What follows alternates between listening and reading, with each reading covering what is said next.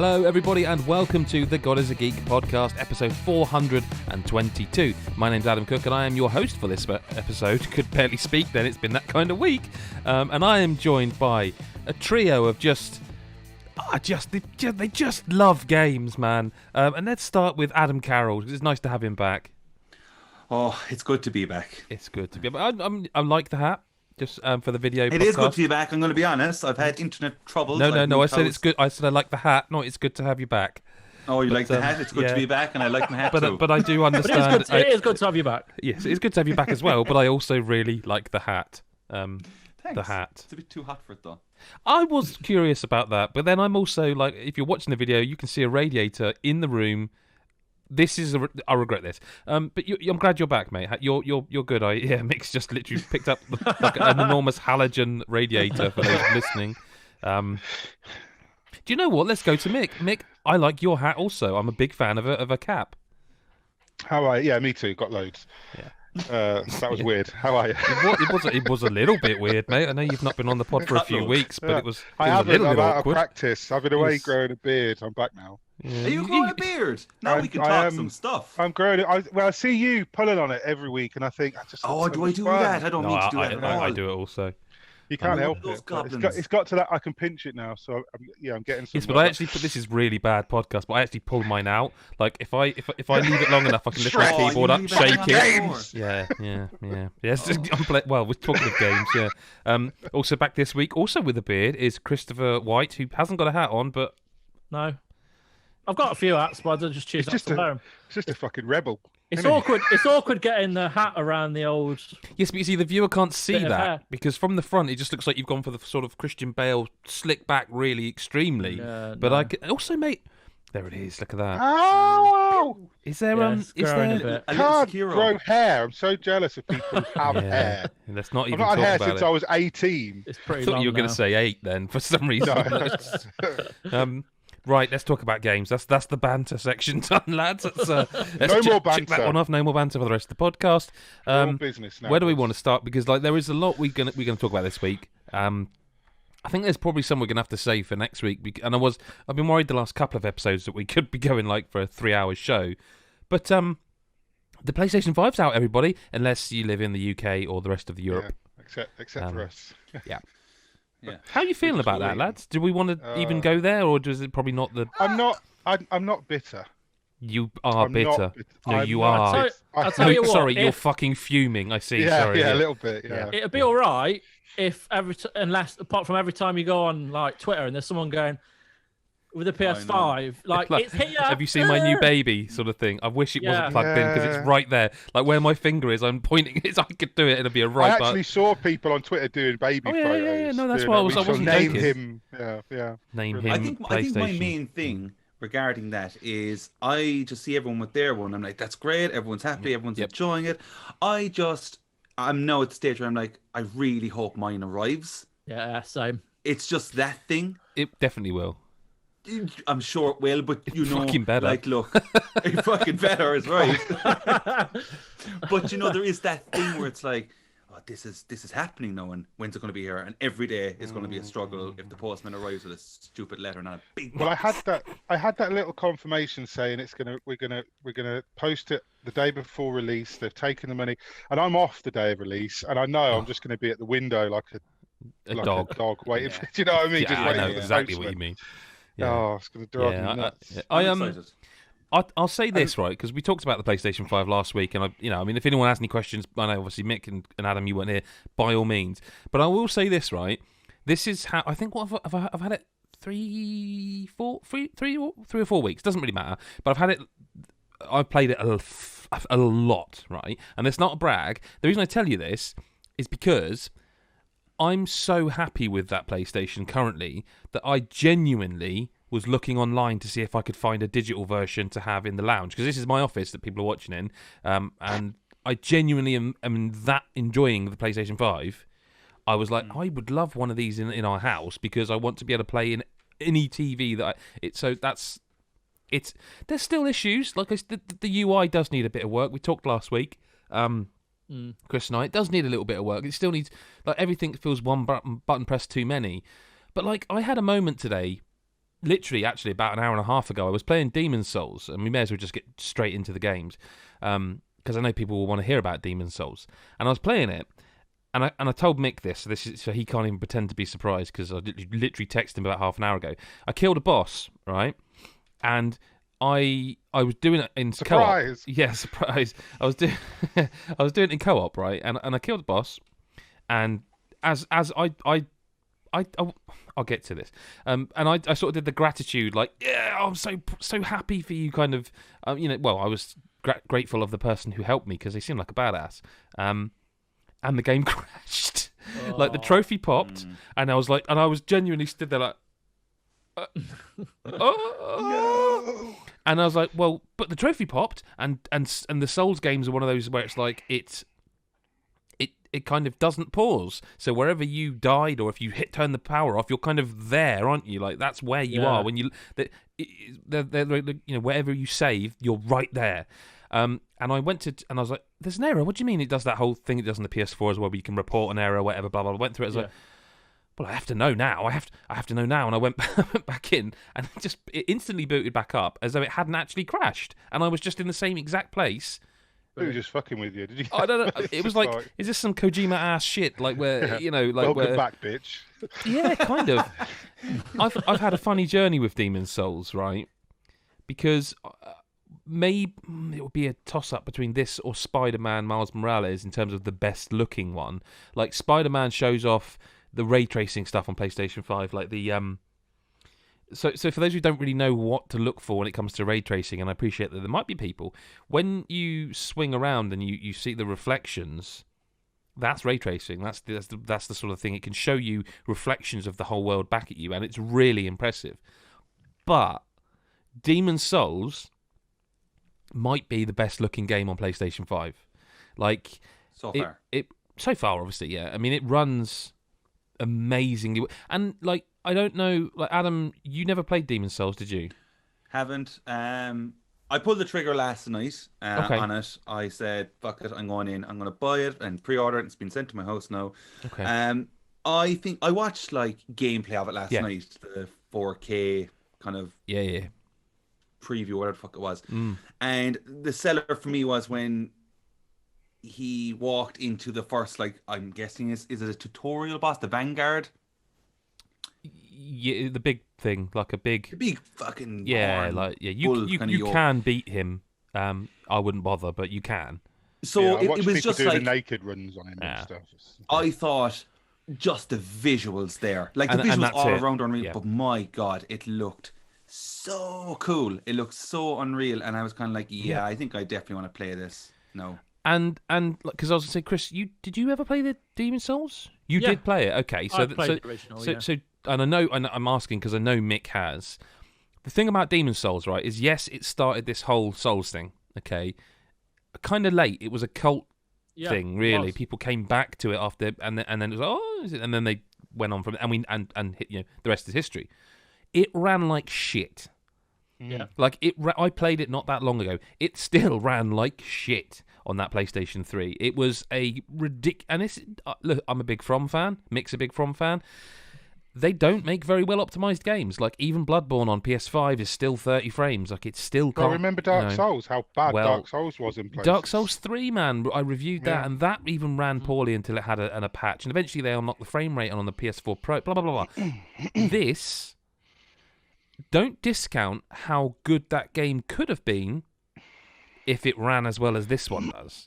Because it runs, so far, I haven't finished it, I'm not going to pretend I have, but it runs immaculately. And I am playing in performance mode, because a game like this, and it feels not easier, that's the wrong word, because I should stress, this is, for those concerned, identical.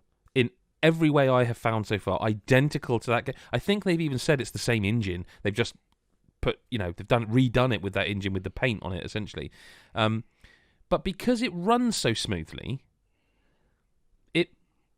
I find it a little more manageable. And also, I've got like however many, 5 of their Souls games, plus all the other Souls games that aren't by From. I've got them under my belt. And I've played a bit of. I never finished Demon's Souls. Like, I doubt any of us did. But because it plays so much better, because I have a little bit less fear of those games. Initially I was like, yeah, this is amazing looking. The sound's amazing, by the way. Like when you backstab someone, it comes out of the speaker on the PS5 DualSense. Like it, and whenever you get souls, you know that sort of noise you get. Yeah. It comes out of again, and it's weird because I know American Press got sent all the accessories like the camera and the what's it called, like the 3D audio, whatever it's called, the headset, which looks really cool. We didn't get them. I'm hoping they still send them because I'd like to sort of find out what this 3D audio stuff is, because a lot of these games I've played, and Demon's Souls is no exception, have got really cool effects when it comes to that speaker. Like it feels like they've used it already more than all these other developers did, and if you've got headphones on, I suppose you'll still hear it, but I don't know the positional. I don't know, but it like initially with Demon's Souls I was a bit lukewarm because it definitely looks incredible.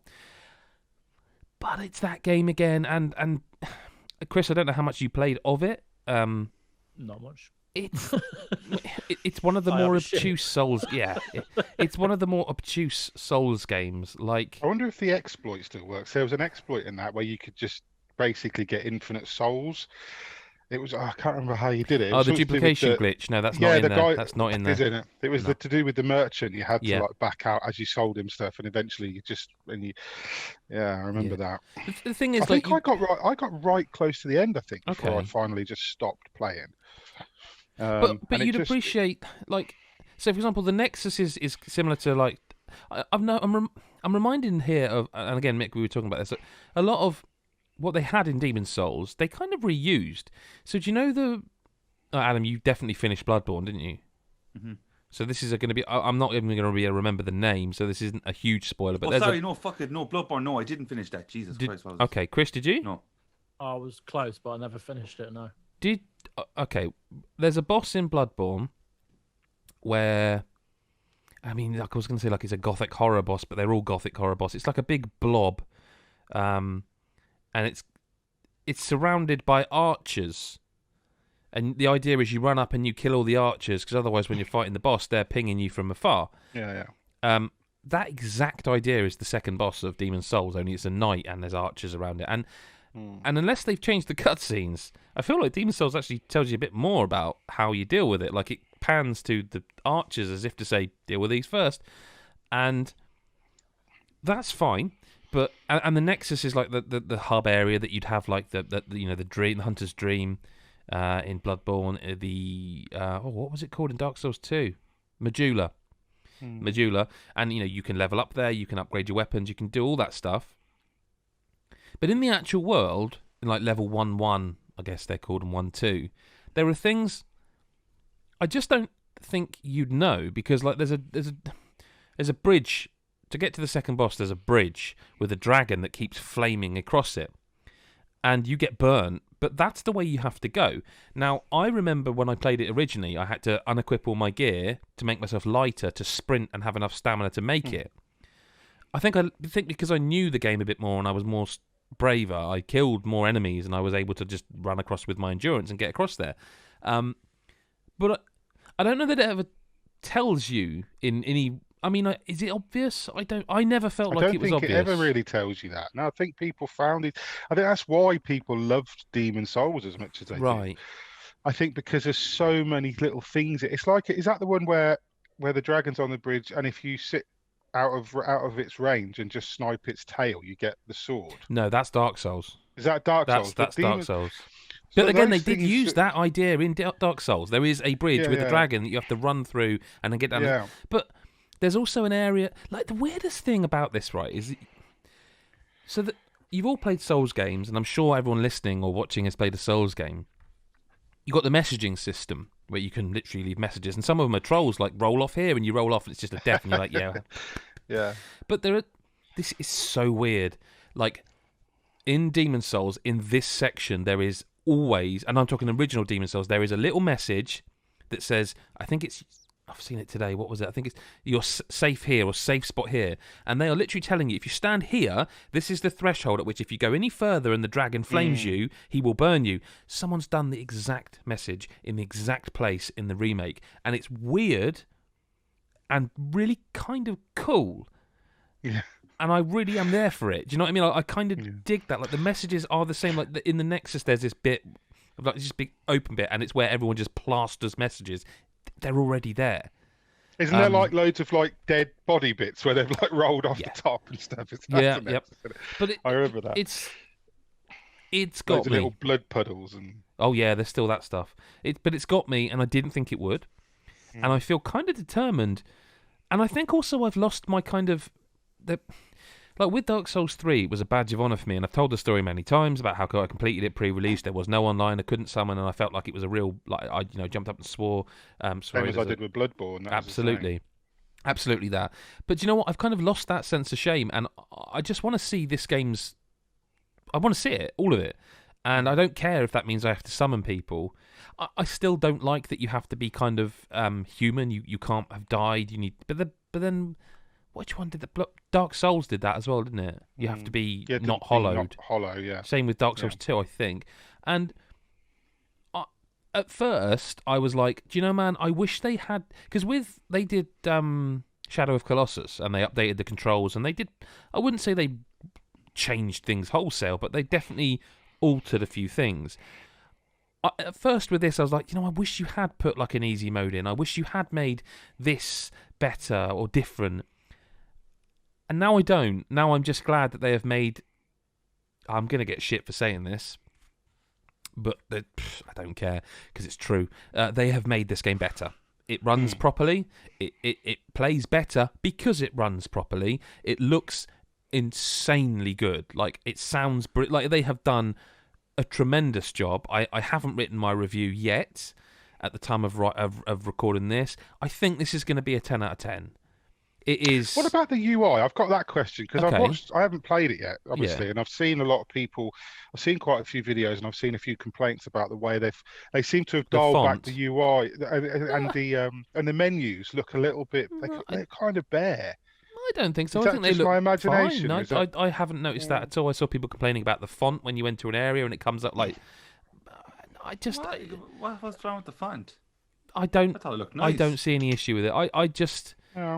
Probably just people wanted to complain. I wouldn't have given... What can we pick at? Well, maybe. I wouldn't have given the original game 10 out of 10 because it ran like ass.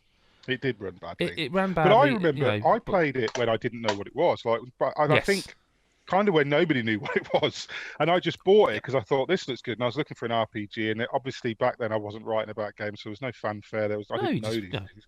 I just picked it up off the shelf, thought I'll have a go at that, and I played about 20 minutes and said, "Fuck this! What the hell what's wrong with this game? Like it's broken." And then a mate of mine also bought it, and we spoke about it, and then we both decided that we would play it together, like either at his place or at my place, like we would take it in turns. And then eventually we started to get through it, and within I don't know a couple of hours of play, and we were both well and truly hooked. And then it was, we got through. And I never finished it. He did. We got right to the end, and I can't even remember much of the back end of the game. No, I didn't finish it, but my mate did. And then, since Dark Souls, I've been a fan of the genre, fan of all of it. But this is Mick. You and I have had this discussion. I fell away from these games. I would play them, and I'm like, I can like Neo 2, totally play that, and I'm like, yeah, this is great. Neo. It's not for me. I don't need this punishment in my life. I haven't got the patience anymore. Something about this game, maybe it's because I'm slightly familiar with the intro areas and I know a bit of the game. But Adam, I think you will feel the way about this that you felt about Bloodborne. Okay. I think I see so much of kind of where they got to, if that makes sense, with Bloodborne. Yeah. And from initially feeling quite lukewarm on it, I'm like, no, this is... It's a launch game as well.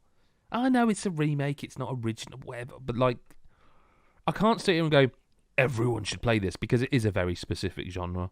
I would think by now you either know if you like those kind of games or don't, but if you even kind of like them, I kind of want to just go play it right now. See, I don't know if I was kind of unsure if I was up for this because of Spider-Man coming out as well, but there's similarities. You see, and I will get to that because we've got to have a big chat about Assassin's Creed Valhalla, and this is one of my things, right? Yeah. Spider-Man and Demon's Souls, and there's maybe a theme here. feel really responsive and snappy. Like I feel like there's no. We will get to Valhalla, but just before I forget my point, I feel like there's a kind of thickness to the combat. Like it feels a bit swampy, whereas Miles Morales is like I listen. If you don't like Spider-Man, fine, whatever. If you don't think the world's very good, I disagree. Fine. The combat in those games, and all of you have played the original, you know where I'm coming from. And Chris, you've played a bit of Miles Morales on PS4.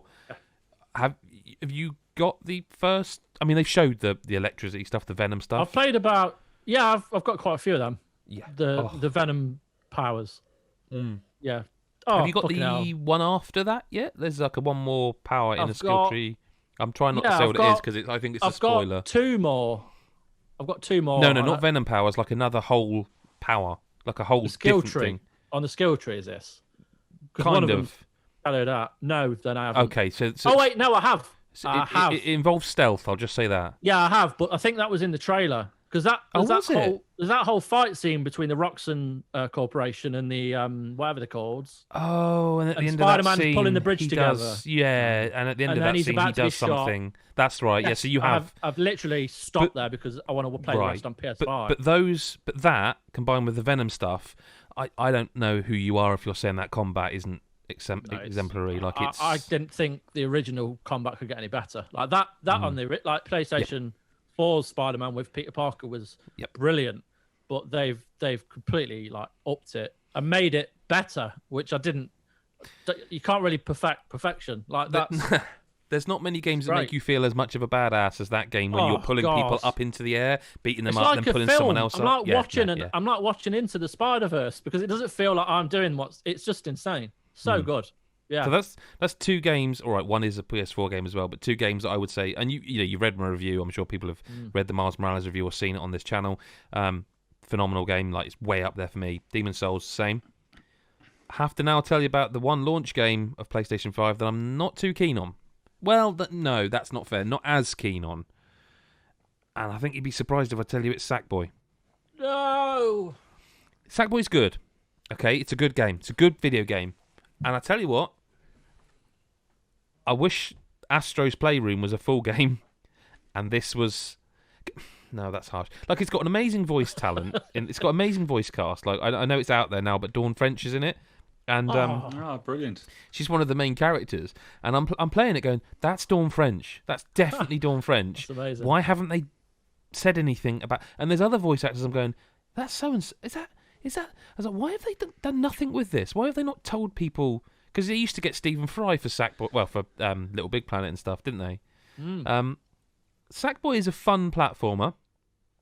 I think it will be more fun playing with friends. It's got offline co-op, and online co-op is coming later. It kind of really just suffers because it takes a little bit too long to get going. It's very much designed to be, I think, for kids at the start. Like it's very simple. But they also try and do something with music levels. And when I saw this, I was like, oh? Because I think they were going for the Rayman style thing. Yeah. It's a total swing and a miss. So that you're playing the game and it's absolutely fine and it's quite lovely and it's responsive and it plays well, importantly. Very similar to how Astro plays, so it's not quite as quick and responsive, but it plays well. And then you start this level and there's licensed music all of a sudden. And I won't spoil other ones. I'll only mention this one as it's the first one. It's Uptown Funk. Okay? What? Very, very groovy. Lot going on there. And I thought I thought they were going for the Rayman thing. Like where you would be. So Uptown good. Funk. Don't. Yeah. Hey, and it doesn't. Yeah. It doesn't. It's just I wanted playing a in the whole game background. of that one or two Rayman levels. Right, in right. And so I thought, finally someone else has done. Why has no one else done this? Sony have got the power to get licensed, but it's just playing in the background. And like all the background animals and sort of art are sort of dancing like this in the background. But the actual gameplay is completely removed from the music. It's just playing while you play that level. And visually it's designed around a kind of, I guess, funky. But I was like, oh, it's a really interesting idea. You've just got licensed music, and it was like, it felt like a huge letdown because I really thought, oh, this is going to be like I'm going to be punching things like hey, and it just doesn't. I mean, you can, I guess, hit things in time, but it's not designed to be like that. And it was like, oh, real moment. The actual game's fine. Like it plays really well. It's really fun. It can be punishing. The boss fights are good. Kind of reminded me one of them. You know, the first boss fight in Crash Bandicoot 4, where you're on the conveyor belts, hitting things back at them. Was that the first boss in Crash 4, where the rock first dude? big boss, wasn't it? Yeah, like you're on conveyor belts jumping. There's one very similar, a very responsive, very fun game. It just, it's just a good game. Whereas like Miles Morales and Demon's Souls are phenomenal. Why couldn't we just have a proper Little Big Planet? No, I see. I think they've done the right thing. I think they've done the right thing here and moving away from that. You've got dreams if you want to create. I think don't need all that stuff. They need to get their mascot out there. Yeah, they'd have something. Yeah. And I feel like... And it's fine. It's not a bad game, lads. Like, I'm not here to say it's bad. It's totally fine. It is what it is. Yeah. I think that's kind of what you're getting at. And I think there's nothing wrong with that. But, look, it's good to have something like this for kids as well. And there's obviously people like adults and stuff who will enjoy this as well. But, and it has got the charm, by the way, I should say. You know, it's got that Nintendo platformer charm. It's weird. There's just something like maybe it's because I played Astros and like, man, that game's so good, so good. That game deserves, like, you're all getting a PS5. Please play that all the way through. Oh, I will, definitely. It is so damn good. Now I've spoken enough. I've got a couple more games to talk about, but I'm gonna just. I've done my little next gen bit because I think it's time to have a good old chinwag about. When I say one of the biggest games, I mean one of the biggest games in terms of size, scope, scale. I'm trying to think of a word for budget that begins with S, but I can't right now. Assassin's Creed Valhalla, out now. We've all played it. I've not played more than an hour of it. Well, I've played literally an hour and 2 minutes. You nearly finished it. Yeah, on the way there. Yeah. And Platinum. Mick absolutely loved it. I know Chris loved it. Go for it, lads. Tell me why. Not me. Tell our listeners why. I think I just love. I'll tell you what it is, right? I love. Go on, Mick. I love the setting, right? Which setting? I think that if I may ask. I love both. I really like Norway. I spent 5 hours in Norway at the beginning, just running around the place. I didn't do all of it. I went and got all the synchronization points, and I did a couple of sidey bits in there, and then I buggered off to England. But it was. I don't know what it is. I don't know if it's the combination. I have always argued or said, not argued, no one argues with me. I've always said that one of the biggest things about Assassin's Creed, one of the things that makes me like an Assassin's Creed game over other Assassin's Creed games is the protagonist usually. So like the reason I loved Brotherhood so much is I really liked Ezio. The reason I really liked Black Flag was because Edward Kenway is just such a fucking brilliant character, and I really like the guy and his sister in Syndicate and things like that. So but Eivor, I love Eivor. I think he's just a superb character. I always start these like an RPG because that's what it is. Let's be honest. RPGs, I'll always go with like a female character first. I was going to ask you about that, like, because I was surprised. I knew from what Chris had said from the previews that you could switch at any point. Did anybody choose the middle option where it changes for you? Yeah, I did first. I did. What does it do there then? Well, for some reason, it made me male, and I don't know what. No, but I mean, when does it's because it says? I think it's just letting it just decides for you. Yeah, but that's, I mean, what? Because it said something about will decide for you, but it'll be like where the it's a gamey thing, like it's the strongest. Yeah. Oh yeah, there was something. I don't get that. I nothing like that has come into play for me anyway. Okay, but I don't know if it just picks your gender if Ubisoft has that sort of information. See, I was assuming it would switch at like every. I don't know, just switches for. Well, every time I've done it to test the middle option, it's just made me male. Like it's never. Huh. I mean, the marketing it's seems supposed to be attributed to a glitch in the Animus. Yeah, because that's what I mean. Does it actually do that then? So it does change. I tell you what, I couldn't get along with blonde Eivor, right? I wonder if it's the character that's making me, because I'm not enjoying it as much as you guys, and I wonder if it's the character. He doesn't seem. Maybe. every time I made Eivor a male, and he had the blonde hair, and he just looked like he kind of looked like generic Viking baddie dude, and I just wasn't that interested. And then so I played as female Eivor a lot, hands gestures. No, I So was played saying as the blonde Viking, oh Norwegian yeah, sort well, of not Slavic, Nordic well, kind of. yeah. Well, you don't look like Fuck a blonde, off, yes I do. You but played yeah, as a no, woman. Go on, Mick. Just fine. yes, I played as a woman for a while. I played as a female. You always Eivor. do, as you say, though. To be fair. Yeah, yeah, and I liked her character, and it seems different. Like it's not like you remember Mass Effect, where if you were femme shep, well, for me, playing as female Shepard just felt like canon. Like and it Really? probably See, was I felt the down opposite. See, I think a lot of it was down to Jen Taylor's delivery of. If you played Renegade female Shepard, it just felt like canon. As far as I was concerned, I played that game. Wait, so you not only played 4 or 5 Mass Effect times. as a woman, you played it as an asshole.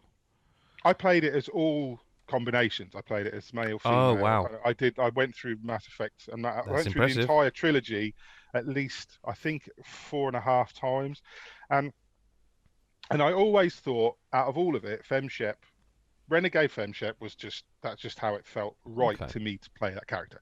So, and I thought Eivor would be the same because it's a similar thing, and she seems to be. It's a different character. The delivery of lines is different. It's all the same lines, more or less. You know, they change details and things, but but it felt, and I was into it. I was like, yeah, for the first, I think maybe 6-7 hours, definitely into the first few hours I spent in Mercia, and then I thought, well, you know what, I'll change just because I was reviewing. I thought if I'm reviewing, I should check it out. So I switched to male Eivor. Didn't really like it. Played a little bit. Got to a point where I realised that you could unlock a tattoo shop, which I didn't know at this point, and I was like, okay, I'll unlock the tattoo shop. Let's get some tattoos on the dude. Let's make it look a little. At this more point, like there's Viking-y. someone in a Ubisoft room going, "There must be something we can add that's not in this game." Tattoo shop. There must shop. be. So I went up and I clicked on the tattoo guide. He spoke to me and I built and the first thing I saw was change. I thought, you can't change hair in an Assassin's Creed game. We don't customize characters. And I thought, fuck me, there's 6 different beard options. There's hair. So I changed his hair I gave him black hair and a big beard and covered it in tattoos. And I thought, fucking hell, it's Khal Drogo. And then I was in for the rest of the. And I've not looked back once. And and he's such an enjoyable character to play because you've got choices. You've got a lot of choices in the game, and it's quite clever because it distances the repercussions from the choice. So like, I try because I'd made a decision. There's a bit where you have to choose who's a traitor. Like you've played, have you played that bit? You guys who have played it, have you got past the bit where you have to decide who the traitor is? And I was pretty sure I knew who it was, but I thought, well, I'll save scum it just in case I'm wrong because I thought something's going to come of it. And I thought, so I saved it, picked the traitor. What happens. And then it just carried on. And I thought, you haven't told me if I'm fucking right or not. I was expecting that. I thought they were going to go, oh, you're fucking wrong. Yeah, no one told me. So I thought, well, I'll save that because that must be the right choice. But I thought, let's go and see what the bad choice would have been. So I went into it again, picked the other guy, and it was exactly the same. She just did what she did. And we moved on. And I thought, right, so maybe it doesn't matter. That's a bit of a letdown. So I thought, I'm disappointed. So I checked the review guide because I had the review guide, and it said, no, you can pick a wrong one. And if you do this happens, but it happens later. So it's like, it doesn't, you can't just How much later? Like, well, I don't know. Significantly? Oh, right. I suppose you don't. I went back to my original save and thought, fuck it, I'll go with my gut because that's what I thought. So I went back to my original save, carried on, and it turns out I was right. So I don't know what would have happened had I been wrong. Because I've not played as much as you, but I wonder if I've made the wrong decision based on what happens to someone else who was in that 3. Yeah, I think that's what it is quite. It's quite clever how they do it. I'll give Ubisoft. I'm pretty sure they did that with Odyssey Origins, where there was like real long last, but they actually didn't deliver. If you know what I mean, I remember hearing people say that they actually haven't. They've gone for that, but the repercussions are like. Whereas this, it sounds like they do. It does call back to a lot of stuff that you've said and done earlier, especially things with your brother. There's quite a few moments through the story because there's a big part of it is that your brother Sigurd is. Right, yeah. It's very much about how he's, especially for the first maybe half of the game. There's a lot of it is about how Sigurd is sort of changing and what he's and your actions in relation to Sigurd make a lot of a difference, make a big difference about which way he goes and what his ultimate choices are, and so that, and there's a lot of things that do pay off. There's a lot of things that you don't realize they're going to, like the choice that you make right at the beginning of it, which has a factor in it way later, and I didn't expect it to come up again, but then when it does come up again, it was like, oh, I'm glad I made that choice. Now I don't want to spoil it because people are still playing. But it's, I'm not saying it's not Mass Effect level of choice, Right. and then you go back through and go, fuck me, I could have done all this differently. It's not like, doesn't close off vast sections of the game or anything like that, but it does determine how certain characters perceive you, certain alliances that you can make. Is the writing strange? Because I feel like I was a bit surprised by how much sort of emotional stuff there was straight out of the gate, but it also seems like there's some comedy in there. Like I wasn't sure if I was maybe taking it wrong, but like it felt like there's a lot of serious stuff, but also kind of a lot of deliberately not weird, but funny stuff. Some of the side quests are very humorous. Okay. Some of the, because it doesn't, there's not side quests. See, that's the other thing that I really like about it. There's no, like, you don't walk into a village and there's a guy with an exclamation mark on his head, Right. and you go and talk to him and he goes, find my cattle, go and get my pan. Do you know what I mean? It's not like that. And then you just, and it's not like you remember Odyssey, where you opened up the quest menu and it went Yeah. like, Oh no, but like they did add fucking something in this game I shockingly. didn't see in there. There's a thing in this game where if you go to like the tooltips, you can like hold Y to mark everything as red. Because I tell you what, I was looking at all these tips going, I'm going to have to go down every single one of these and press A to stop that. Because I am one of those that when you've got a menu up, if there's a little blinking blue thing, it's like it has to be gone. But they've just got a button that says just press this and it just marks them all as thank you. Yeah, it's Someone is looking out for the people with OCD. Sorry, tangent, carry on. No, so but yeah, so how they do side quests is, so there are still points on the map. There's a lot of different points on the map. This is It's a big really, game. really busy map. So there's a lot of stuff to see and do, but there's things called mysteries, and these mysteries, sometimes there's not even all that much for you to do. Sometimes there's a little mini quest chain, sometimes there's a little objective, but there's one where there's like these two Vikings who are arguing about how to start a fire. And when you go over and speak to them, it turns out that they are practicing raiding, and they've set fire. They're trying to set fire to a cottage, and they can't. So because you can pull a torch out any time and burn things, because you're a Viking, you can just pull out a torch and set fire to the cottage. And when you do it, and they're all really thankful and say, "Thank you, stranger," blah blah blah. But then one of them's like, "Oh shit, the treasure's in there, and I don't have the key. I left the key in the house." So like you have to break into the house and get the key out, and it's like and it only takes a few minutes, and it's something that you could just go past, and you don't really get much for it. But it entertained me. It made me laugh. You know, because you're in the house and it's burning and you're coughing and you can't see, and the guy outside's going, "Oh, I think I left the key in the sack. It's in the barrel. Yeah, and oh, it's not in the barrel. barrel. It's in the cupboard. And then by the time you get the key and you get out of the house, and it's all burnt down and they've lost everything anyway. But it's quite funny, and Did you get to that world event, Mick, about the couple? The wife is just like she likes being ploughed during a raid. Yeah, they can't get it on unless they're raiding. Like, what is going on? And like, And she's okay, maybe I'm back in. It's fucking so bizarre. And he's like, smash up the furniture for us. And it's like, it's not enough. It's not enough. Set fire to the house. Mick, it's totally your kind of quest anyway. If I ever see one. But because I found Odyssey very po-faced at times. Like I found there were a few moments in Odyssey where the jokes were there, but I thought for the majority of it was quite a serious story. And Valhalla, the story's quite serious, but I mean, again, Eivor is one of those characters a bit like Edward Kenway, where everything's a joke, everything's if someone does something wrong, he just, you don't get the choice. Like a lot of the time, someone will do something to Eivor and he'll just like smack them, or he'll just start the argument, or he'll just, there's a bit where you meet two Vikings that are like bullying a young king and you want to help the king, and like I thought, well, I'm going to get a choice of which one to side with, but Eivor's just like straight into the Vikings, like, you two's are bastards, and that's it, and there's nothing you can do about it. You just have to deal with Eivor's character, which I quite like sometimes, because it's a bit like a Geralt sort of thing in that respect, where you've got choices, but ultimately that character is going to do what that character is going to do. But yeah, I don't know. I've waffled on for ages, but I really like it. It's got problems. It's got got UB problems.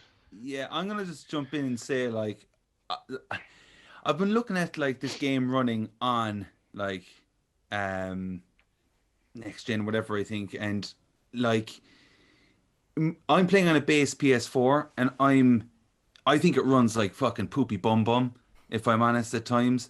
And it's a real Digital Foundry's verdict there.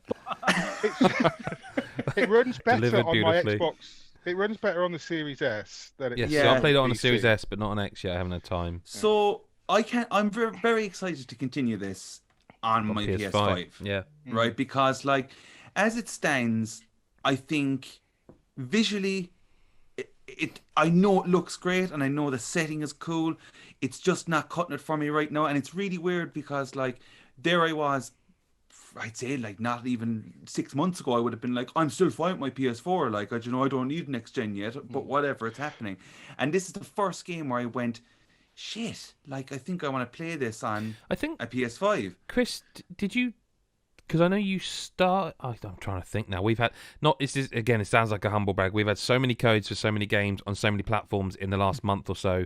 I want to say you started it on Xbox One, and Yes. have you played it on S? Yeah, I've played it on S. So probably best definite- place to tell us Yeah, there's definite improvements to some of the issues. Like the loading, it's not straight from the menu straight into the game. No. One of the biggest problems on the Xbox is the Xbox One. Sorry, Okay. is the Yeah, we got to do that now. is the what just standing around in limbo waiting for the screen to load, and when you're running around and on the Xbox One, it's mental. Like I felt like I was waiting in that, like especially when you're loading in from a save or after a death or whatever. Whereas now it feels a lot quicker and like Okay. visually, like there's definite optimization there. I haven't, but the thing is, a lot of things on the Xbox Series S that I've seen, I've not gone, wow. Like, Yeah. It's dialed down a lot incredible. because I've jumped from the PC version to the Xbox Series S version. Yeah. And while it runs, obviously, it does run smoother on the See- Series S because they've dialed Yeah. down a lot of the. Because on PC, I was playing on Ultra, so I had everything. So by, I've heard world on X- details and clutter and. Yeah. I've heard on Xbox Series X, it runs at 60 frames per second. It Yeah. definitely doesn't on S. No. And I started on S. There was something about the visuals.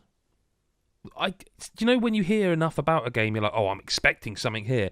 Yeah. I didn't. It certainly looks nice, but it doesn't look Some like. of it looked to me. It looks a bit empty, I think, on the S. But then again, It because just looked when almost like if like you a played it on filter. PC, Yeah. like I said, if you play it on PC, obviously when you've got everything ramped up, and it is, it's insane. There's clutter everywhere. There's reflections. There's the water. It's just amazing. So I jumped onto the Series S. It still looks nice, Mm. but all those environmental details have been toned right down. Yeah, okay, that explains it. The character interaction, like dialogue on like what I'm playing it on, is just non-existent. It's like they're speaking and the lip syncing is all off, and it's See, just on Oh, I PC, didn't it's notice pretty that good. at all. yeah, it's not really there. I sent you a video, Adam, the other night, right? So Yeah, that was okay, bad. like when you do like the raids, the raids I'm seeing a lot of praise for, and I think they are cool, and the idea is obviously cool in this setting and stuff. I think personally that it's very messy, and I don't think it's as polished as it should be when it happens. Like I think when you pull up on the boat and it's all like raw, and you fucking blow the horn and Yeah, you that charge sounds in. cool. I think like the NPCs are fucking awful. I think it's like they're running everywhere, they're frantically just doing nothing, but like just bashing into each other, and there's no really good flow. And I think the combat becomes Yeah.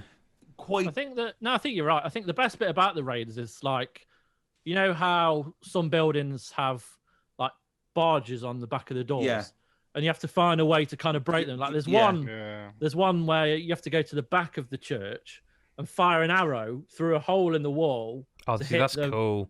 Like there's those bits. Yeah, like, that's cool. They I make you love that think in a bit. Assassin's Creed games. And That's- that's the kind of stuff I like. But yeah, Yeah, the puzzle stuff. NPCs, you're like The running raids- around like a dog, just like No, Well, And Adam, from no one to joke, the other, right? not knowing who yeah, to attack. Adam needs to tell you what So, happened in this video in the because video, right? So as we know, when you go in and do a raid, you have to get like the supplies and by opening the chest. And I gotta be honest, I don't know why every chest I need one of my guys to help me open I had it. a lot of I'm bugs just with like, that oh, pre-release come before the on. patch. wait for it, wait for it.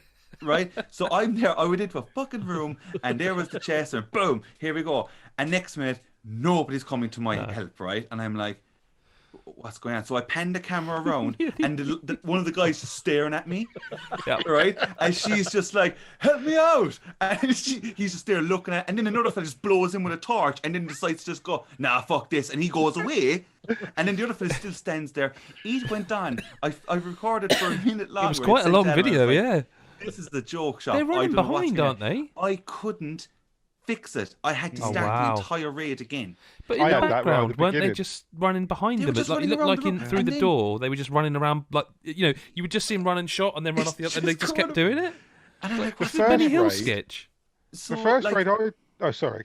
No. I was just like, basically, like, I'm just going off the back of, like, if I take something like Shadow of War, which I know, look, I bang on Oh, about it Chris quite a is bit, attention but there. that game, in terms of, like, running in as a group of fucking people with swords and shit, that is done so much better in that game than what this has done. And there is, like, Has no one I'm nicked seeing the peop- Nemesis system yet, by the way? I Still. don't know where that is. I haven't come across that Seriously? yet at all. Yeah, I don't know what's happening Wow. there, but there is just a lot more bugs I'm coming across here than I have in all my time that I spent in Origins, which is like a fully platinum that. But like Wow. Yeah. that game like was way more polished, and like I've had moments where this game hasn't loaded in. I've had to fucking shut it down and start. This Oh, feels really? remarkably less polished than Odyssey. Like Yeah, in terms sound is of, and I cut don't out know for if it's me. because the world is just so much bigger, and it is really dense. Like the Could world it is be? way denser. Could it be that they are than developing for Odyssey's. PS4, PS5, Yeah, Xbox, Xbox maybe. Series X, Yeah. S, PC, Because they've definitely Stadia, struggled. probably. Because there's bits where have you done the battering rams, right? Yeah, You've done the battering rams during the Yeah. assaults, yeah. There's bits when you're doing the battering rams, and you run up and you get on the battering ram and you're pulling it back, and if you pan the camera around, there's like guys standing there just fighting like nothing, Oh. and because you don't realise, because you're in it and the atmosphere's there and it's all there, but you'll look around, there's a dead body on the floor, and the guy who's been fighting it and has killed the other guy is just still fighting and blocking and I've That watched makes that sense for a to few me minutes, because I had a lot of that in the hour I played where I felt like the AI were fighting, but they weren't doing anything. It No. was And I had get to it go in and because- kill them like it was for show. Yeah, and I do get it because it's a large scale huge. thing, Yeah. and I mean when you walk up, this is the thing about the raids. I think this is what is intoxicating about the raids to me is when you've maybe because there's normally like 1, 2, or 3 chests. So say it's one of the bigger raids and there's 3 chests to find. By the time you come out of like the second chest, and there's civilians just running around screaming, and everything's on fire, and there's bodies everywhere, and you can barely see through the smoke, and you got your Vikings running around shouting at each other. That atmosphere is just fucking spectacular because you're just Yeah. like, oh, I fucking did all this. Look at this, and it's like you feel like you've made a mess and you've impacted the world, and at the end of it, you get your spoils, and they blow the horn, you get your boat, and you fuck off, and it's good. But it's definitely so much window dressing in this game. Like there's so Right. much stuff in this game, and I don't mind that because in order to build the atmosphere, I mean, I can't imagine what kind of power you'd need to fully process 20 pairs of guys fighting and killing each other and AI in that. Like, I don't know how you would Rise, even Son go of about- Rome did it. Well, you may. I've never played Rise, Son of Have Rome, you really so- not? Wow. No, I never Okay. did. No. Well, okay. So yeah, and I have seen games do it better because I remember, Rise, Son of Shadow Rome. of Mordor, for example. I never felt like anybody was just sort of standing around swinging at air and things. You know, it always seemed like people were doing something. But even in Odyssey, I mean, there were those big battles in Odyssey, and they did that. I felt like the combat and the combat in Valhalla, as much fun as it is, as much as I don't get bored, I really enjoy the combat. It's so fucking scrappy, and I guess Oh, it's it's so deliberate. scrappy, man. I guess it's Fucking- deliberate because you're a Viking, so it's supposed to feel like you're not a finesse. It's not you're not Yeah. a fighter who is, but then again, it sort of suits Eivor's character to have that finesse Yeah. because he's a poet and he's a, but then you play Odyssey, and because you remember Odyssey had the parry system like that they bought, where you just pressed the button at the right time and you did a cool kill move, and you just wave through. Like you could stand in Odyssey with like 50 guys coming at you and think, I'm just going to mow through the lot of you because I'm just going to time my parries and my it's pretty like Arkham and like Spider-Man. As long as you get the timing right, the combat falls into place and it feels really good. Valhalla doesn't have that. You don't get that same. It's not like combat is not just one great big fluid fight where you can come through it and escape. Didn't feel that way, yeah. Badder. You just feel like you're a berserker smashing through a big army of guys and just swinging left and right. That sounds like it's by intent. It is by intent, but the biggest letdown is when you have to fight well, you don't have to fight them, you can avoid them. But where you have to fight the mercenaries, the zealots in this game. Yeah, I went for one of them and fucking hell, I made a bad choice there. Finally, I killed one when I was, sorry, almost at his level. I think he was the one that was like, you had to be power level 90. And I was about, the first one I killed, I was about 75 on it. And he'd gone green on the map. So I was like, right, the game's telling me I can have him now. So I'll go and have him.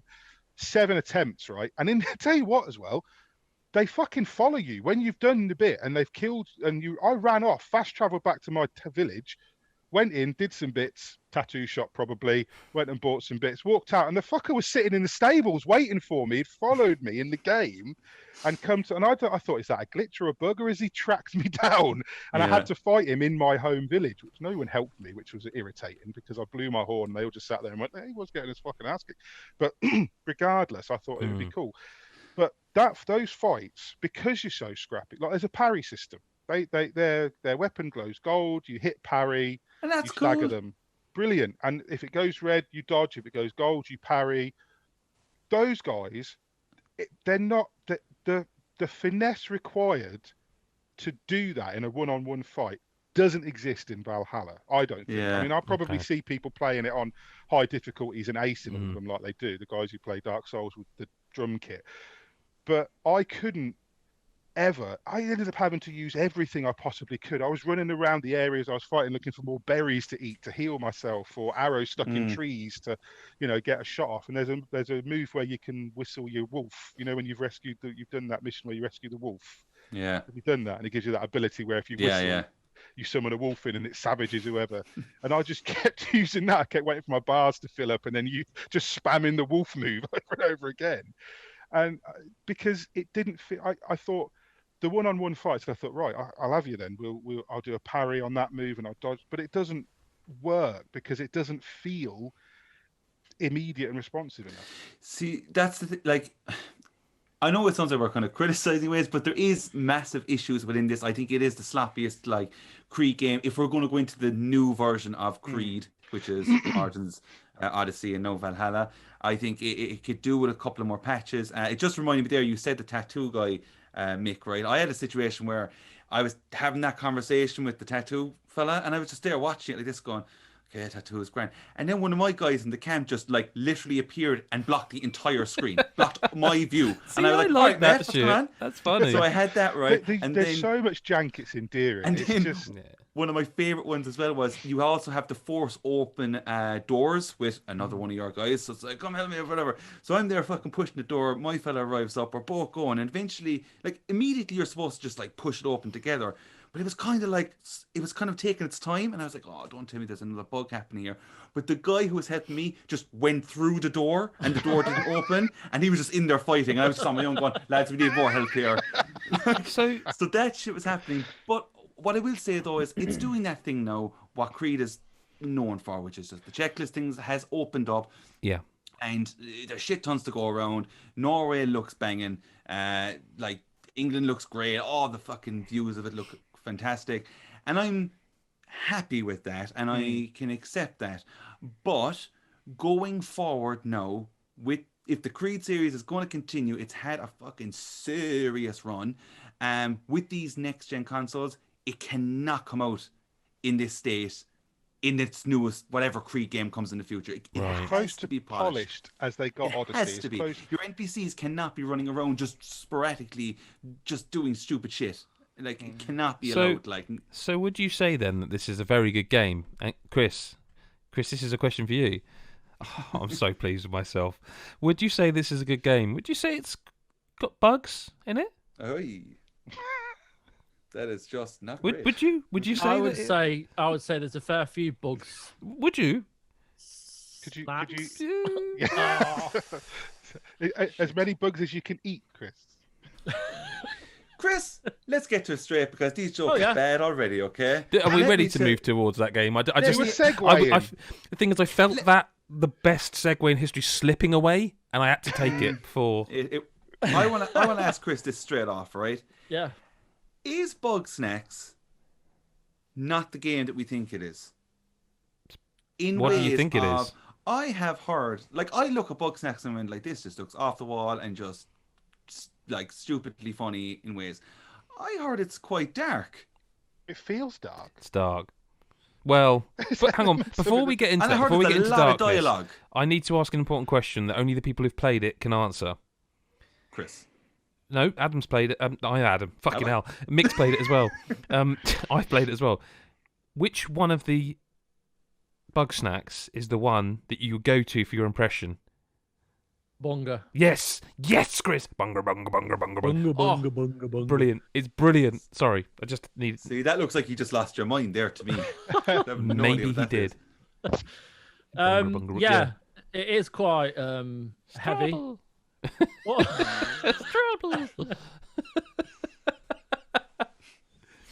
Oh, it's a great really game. good. Yeah. Raspy. Yeah. Raspy. Oh, what Yeah. a game! What a game! Especially towards the end, it really kind of it goes to places you're not expecting. Especially it will. But like on the whole, it's excellent. Like I love it. I think it's such a smart game. Like it incorporates loads of different kind of ideas from other games. Like I don't want to say it is like Pokemon essentially. It's a Pokemon Snap for a new generation, kind of. Yeah, it is. But also Pokemon. It also yeah. introduces new tools at the right time, like to catch the bugs. You've got like by the end you've got loads of these different tools to go around and. It's smarter than you. Oh yeah, it is. Like when you get as Chris says, you get tools. When you get the what's it called? Is it launch pad? I just call it a launcher. Yeah, whatever it is. There's the area where you get that. I don't remember which one it is, the Bugsnax, but there's one like rotating around, flying around. Oh, the cheese poof. Yes, the cheese. Yes, that's the one. Yeah, and yeah. And I was like using the launcher. I was putting rocks on it to try and knock it out of the air. I was using the launch pad to jump up, and I was just looking at this going, I'm really thick, man. How do I catch this fucking? And then I realised you put the trap on the launch pad, launch the trap up, catch it, and then just go pick it up. And I was like, it's actually quite clever. That's the thing. You've got these tools, but you can do it in different ways. Like there will be other ways to catch those. Oh, like, is there? There's like not necessarily the yeah, I see what you mean. proof or whatever it does. Oh yeah, it does do that. It does do that. Yeah, no, yeah. But like later on in the game, when you get to like have you been to the beach? You know the beach area. There's like another type of beach later on where there's there's a fucking sausage that. I never saw that. Jumps between trees, so like it's hiding in the bush. In the leaves of the tree. Sorry, the sausage is hiding in the bush. Stop it. You said that. Podcast style. So you've got your trees. Yeah, you're right. They're like jumping, and I don't know what the noise it makes, but it like rustles and then it goes. It just flies across the tree. Like what he's doing is accurate, Adam. It's just fucking brilliant. And like, there's so many ways to catch that sausage. Like it's not. Yeah, like, no, there's the title. Sorry, there's the title. Hang on, catch that sausage. There we go. Thank you very much. Well, like, there it is. You only have to catch them for one or two missions. Yeah. But like, there's so many other like Bugsnax that you don't even need to bother catching, but yes, you will do because it's so much fun and it's such a like the Bugsnax make it funny. Like, and then the amount of dialogue, there is a lot of dialogue, and there's like the ghost stories bit, for example, went on. I was like, wow, bloody hell, this is long. And then when because the main thing in Bugsnax is to go and find all the former people that lived in Snackville. Grumpuses, the Grumpuses. The That's what they call Grumpuses, it. yeah. And you have to go and find them from all different places on the map. And it's kind of locked. Like, you can't get into certain areas until you've found someone. Yeah. And then you bring them all back, and then you have to interview them all. And that's how you find out about how Lisbeth, who's like the explorer that invited you to the island, where she's gone. That's the main. And then the interviews, you do have to trawl through a load of dialogue, and it's fine. But it's in the interactions with them, like Philbo, the guy who's the mayor of the town. He's amazing. I love him. Yeah, he's amazing. Like, and then there's a guy called Wampus, who's like a farmer, but he's like a proper deep American like trailer voice. Yeah, and then there's Deep like South. and then there's like a surfer dude, like a bro. Like, everyone's a bro. And, what about the musician lady, the singer? Oh God, yeah, she got my tits. Liked her, Yeah, Chris, no, did she does. No, No, she she's was a bit all right, annoying. but she sang everything, and like it's like It's a bit much. Dickhead. like an opera could be done in 10 minutes if they just spoke their parts. It's like Yeah, that. She's just singing and singing, and it's not like the worst thing. It's not enough to kind of make me think, right, I'm knocking the score down. Like, it's just, but like, the interactions it's funny. Like, Yeah, and it is. it is. I want to see the heartwarming. sausage in the bush. So do I, man. Like, I've not got that. I've got as far. So I was going to ask you this, Chris, because I've heard it's like 8-9 hours, maybe not even that. Like, if you do. Yeah, I think I spent around seven and a Okay. half. But they're side okay. side missions. Yeah. But they're not necessarily. You don't go you out don't and know. find random people. They're from the So- Grumpuses. I might be quite a lot further in than I thought then, because I just got to the area where I forget. I can't remember any of the bloody names of them. Like, I can only remember the really early one, like you say, Bunga, and like what are the fries one called again? Frida is. Frida. I'm sorry, that's genius. I have to say, if we're going to do an award this year for something like most ingenious naming convention, Frida is brilliant. Adam, Frida is a spider with French fries for legs. Frida. Buddy, you've met Spuddy, hasn't you? Oh, I forgot about Spuddy. Yeah, What's But Buddy it- up to? Spuddy's like a big, like spud. a potato. It Good charges guess. it charges at you. Yep. It's like a and then rhino. It's like a scorpeno. I think Scorpeno. it's like a What's- scorpion in a jalapeno. Is he angry? Yes. Oh, What's- he's very What's angry. the name of the? Because this is the area I've got to. It's like I just got the peanut butter, Yes. and there's like a freeze pop in it. He goes freeze pop, or something like that. Is that what his name is? And he's really deep, like freeze pop. And when they get the thing is it's like Pokemon. So they sort, it's like Pikachu, but when they get angry, they or scared, so he's like freeze pop, and then he charges at you, and he goes freeze pop, and it's like it's genuinely frightening with this enormous popsicle. And his name may not even be freeze pop, but he is a ice pop lolly. And he just There's literally everything. There's cans of soda that Yes. swim around in the water and spit at you. I like, yes, you can catch all these different Yeah. bugs, but it's not just like you have to use. Like, you've got a net, you've got a barrel, you've got a launch pad, you've got like a gun with a what do you fucking call them? catapult. No, like Harpoon. yeah. Thanks, mate. Fucking lost it then. It's just But a then little. there's all other bits. But then you have to use like certain like peanut butter. You've got like tomato sauce. You've got, got the old chocolate, ketchup, yeah, hot chocolate, yeah. sauce, cheese sauce, and all this. I hope You you have to- realise Yeah, how we this do. sounds Yeah, we to do. someone like me and Mick, No. who have No, not Mick's played this game. Mick's played it. I played it. Oh, have you? Yeah. I played the Well, first hour or it sounds so. like you fucking lost your minds anyway. It's It amazing. did. It didn't gel with me. It's entertaining and it's fun, and my kids have been playing it. It's so different though. Like, you got to bear in yeah, mind but at the it's- time it's that good. we were playing this, we were all playing games like Chris was playing like Dirt 5, Yakuza. I was playing like Spider-Man, Astros, other game. It stands out because it's so. And look, at the end of the day, it's free on PlayStation Plus. And just so you know, if you don't have a PS5 and you're not planning on getting a PS5, you can still add it to your library and get it when you do. And yeah. And do you know what? Just before we It's move on, good I don't like. In today's day and age, we shouldn't have to kind of highlight like when there's two men in a like two grumpuses Diversity. and there's two women in it who are in love. Like, Yes. we shouldn't. I don't feel like we should go, oh yeah, there's homosexuality in this game, because like, isn't that great? Like, we should just be at a point where we don't even notice it, and it's just there. But it's in this game, and like, it's such a it's just so naturally it's just a part of it, and it's Mm. like the people in the game, like the Grumpuses, are all like so endearing in their own way. The writing is kind of subtle in a way. Like you kind of finish the game and you're like, oh, I really want to go back and play this again.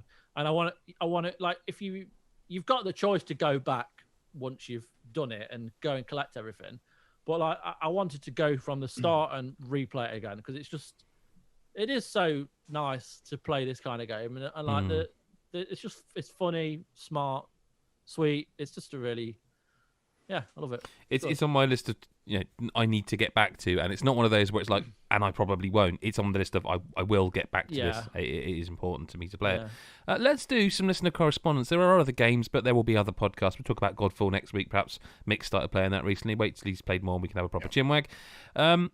Listener correspondence. This is from Thomas at LlamaFluff42, who has sent us a load of questions. And this, let's go to the second question on this list first. Would you like to see more Game & Watches? The Mario one looks lovely, and the collector in me would be up for others. Now, this has just come out on Friday. I don't even know what that is. It's literally a retro-style Game & Watch. I should have brought it in with me. I have one. It is... So it's a watch? No, a Game & Watch. You must know what a Game & Watch is, Mick. Genuinely don't. A tiny little portable... Really? Yeah, seriously. I don't know what he's on about. A Game & Watch. It's like a little... Before the DS, it was the I've kind of... heard of it, but I've never seen one. I don't know what one is. I mean, it's a very small, portable game machine before proper games were on there, and it was like where like the original one is like a clown where the balls were going like that, and it was like an LCD screen that you would just move left and right. And oh right, so I know, and they made them like the ones where you could lift them open like that, and they were like clamshell ones, and oh yeah. You with me now? You said clamshell. Now he's on the page. He's on there. He's on the clam. He's on the clam. He's on Google. Yeah. I know exactly the Mario one has got Mario 1, Mario 2, Mario Bros 1 and 2, and the original Game & Watch game on it. But it's also like a watch, a clock. You can press that, and it's just like it's got the time on it at all times, and it's got a little Mario's running around in the background. It's really, really lovely. Like it's one of those. You don't need it, but it's a lovely collectible for Nintendo fans. I mean, there's the Donkey Kong ones. Maybe I would be up for that. That was one of the ones that was a big chunky one that was like a clamshell, if I remember correctly. Give me some Zelda. I'd go through the that first one. I'd go for that. Yeah, we know you would. It's all right. So yeah, I'd be up for more of them if they were priced correctly. They cost €60 here. Well, they look very pretty. Yes. It's really, really nice. It is really nice. Question, let's start with you, Adam Carroll. Which member of the geek team would you find easiest to live with during lockdown, and which member of the team would you find the most difficult to live with? No pressure. Chris, do you know what? Like, I think all three of you not just saying it. I'd be happy out with the three of you. I don't know. It's just a podcast. I think it's the team as a whole. It's kind of like. Yeah. Do you know what, though? I'm sorry, but I'd say because of his gaming opinions, Gary, I don't think we could live together. Yeah. Shall we all agree right here and now that Gary... I think... Funnily enough. He's got lovely hair, but Jesus. I wouldn't be up for the caravan. I'm sorry, fella. And that's just that. God bless. Yeah, I think we're in agreement. Sorry, Gaz, mate, we couldn't live with you. Only this Take week it as he a said compliment, that, it's a compliment. Only this week he said in our Discord that Titanfall 2 is a 7 out of 10 game. We'd fall out so quickly. That's it. You're out. I love you, Gaz. It to himself. It's not happening. But who would be? So we all agree there. Who would be the easiest though?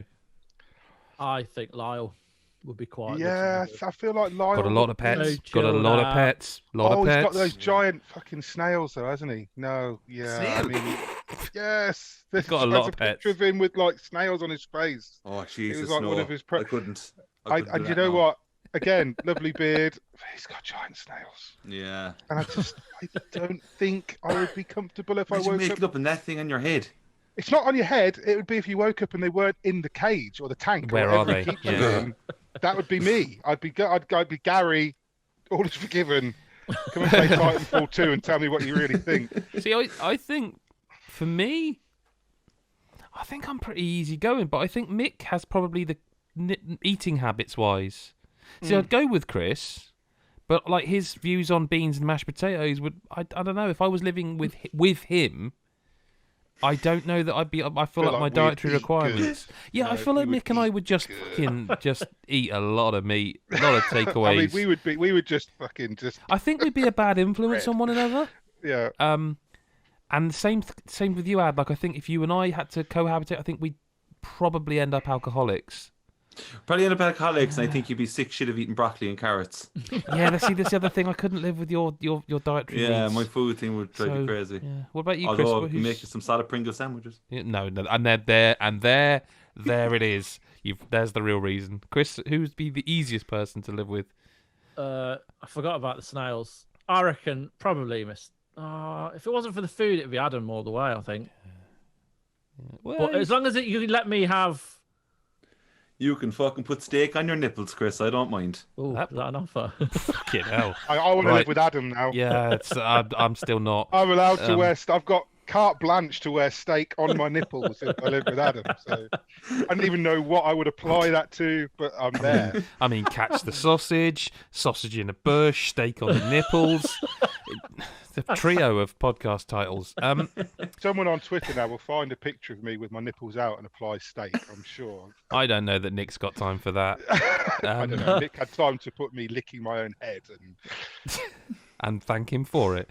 With new consoles in short supply, which they are, it's been a tense launch period for the new gen. What's your fondest memory of a console launch and what made it so special? I've got one, if anyone else can't go.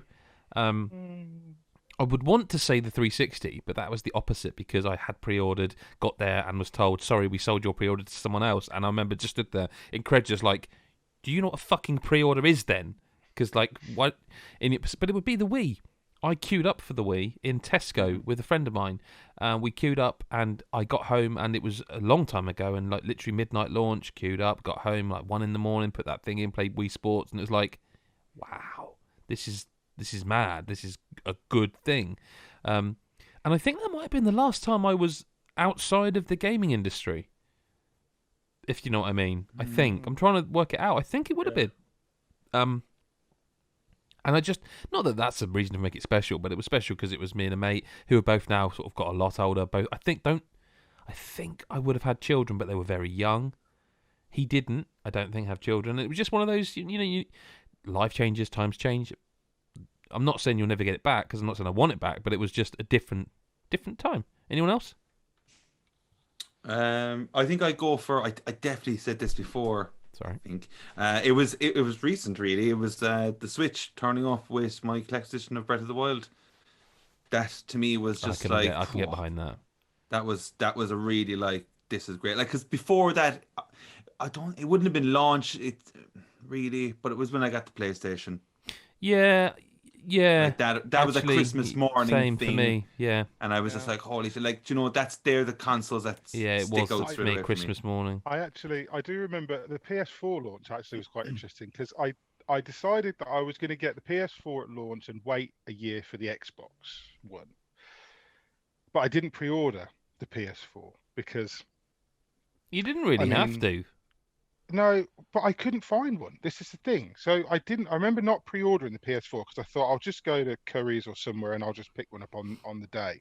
And I'd booked the time off work and I'd saved up the money because, we had less money then than we do now. And that was the situation we're in. And I'd saved up the money and I got it all ready and I got it. And I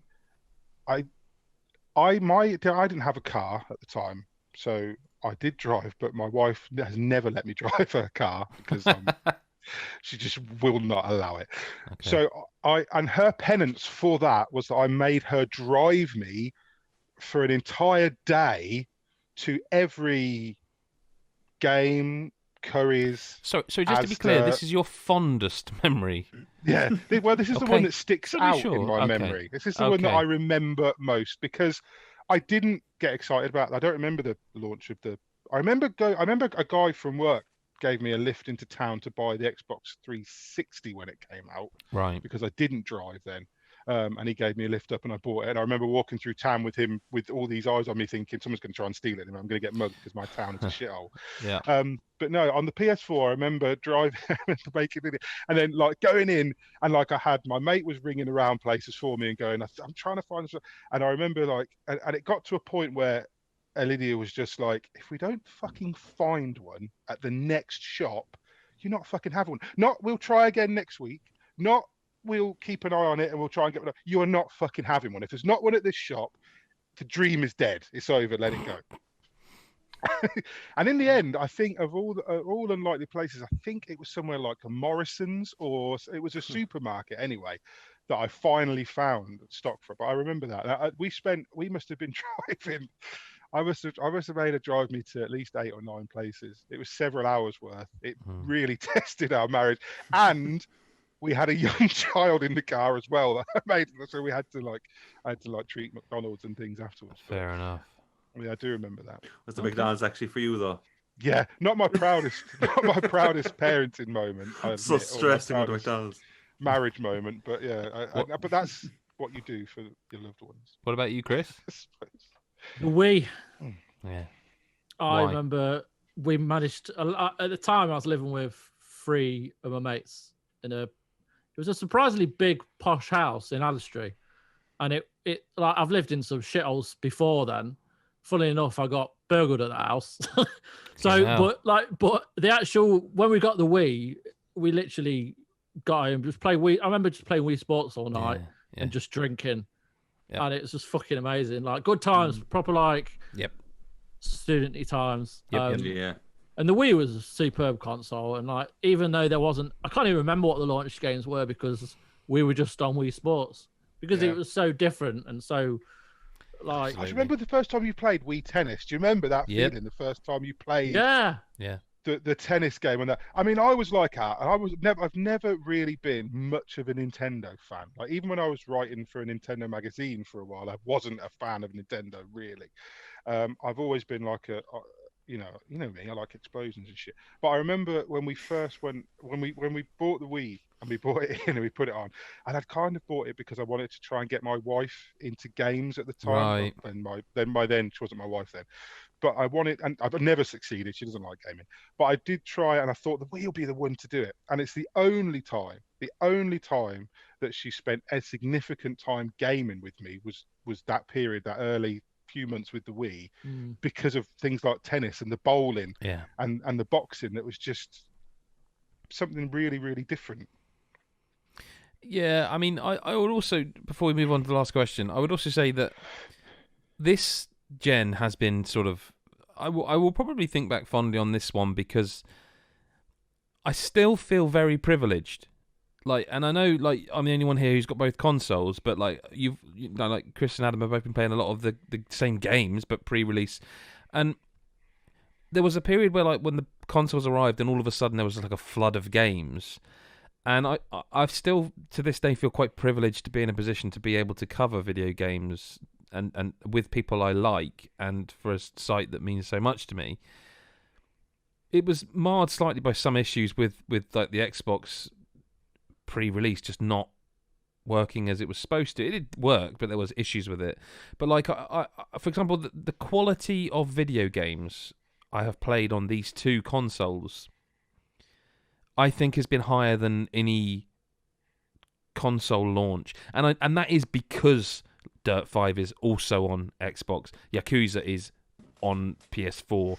You know, that's what Assassin's Creed, Watch Dogs. These are all games that are available on other not next gen platforms. But because of that, I think it's enabled the quality to shine somewhat. I haven't played a bad game that's one of the launch titles. I don't think. I'm the best I can say is I'm not that gone on Falconeer, but like that was still a good game. Like, so I remember this generation fondly, I think, as well in time to come. Last question. We'll just do this for probably 30 seconds, 60 seconds. Thomas says, can you play a back and forth game where each podcast member adds a sentence to the story until you run out of inspiration? I'm going to say we'll cap that at 60 seconds. The starting sentence is, I packed up my shopping and was just about to leave the supermarket when, and I think what we'll do is I'll go, then Mick, then Chris, then Adam. Okay, so I'm yeah. following Mick. Afraid Filthy so, mate. Muppet's gonna be all over this. Yep. So I'll start then. The starting sentence. So go. I packed up my shopping and was Mick. Just so you're aware, before I say what I'm knowing what I'm going to say, please think of me kindly in that I have to edit this. So please don't. Please don't is all I'll ask. But to me this is Mallet's Mallet essentially, but sentence version. I packed up my shopping and was just about to leave the supermarket when Dale Winton suddenly appeared and said.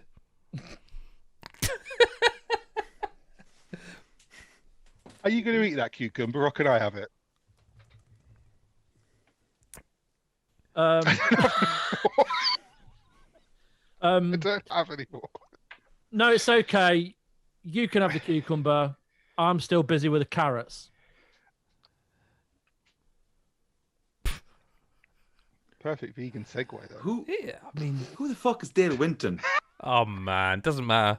It doesn't matter. It doesn't matter. Does it?